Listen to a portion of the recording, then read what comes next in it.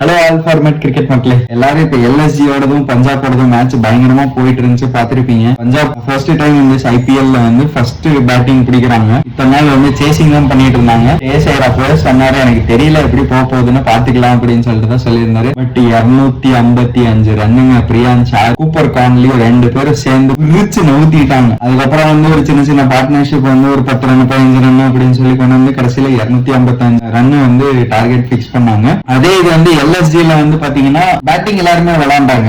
Batting எல்லாருமே ஒரு 30 run 40 run அப்படின்னு சொல்லிட்டு கொஞ்சம் பார்ட்னர்ஷிப் எடுத்துட்டு வந்தாங்க. பட் நிறைய பால்ஸ் அவங்கனால விளையாடல. நிறைய டாட் பால் சிங்கிள்ஸ் தான் மோஸ்டா கிடைச்சிச்சு. யாருக்கும் 6 4 அந்த அளவுக்கு கிடைக்கல. First time Punjab first batting பிடிச்சு இந்த மேட்ச செமையா ஜெயிச்சிட்டாங்க. ரொம்ப டாமினேஷனா இருக்காங்க பஞ்சாப் என்ன பொறுத்த வரைக்கும். ஏன்னா இந்த தடவை ஐபிஎல் மேபி பஞ்சாப்புக்கு தான் கப் அடிக்கிறது. சரி மக்களே, நாளைக்கு மேட்ச்ல சந்திக்கலாம். Tata bye bye, take care.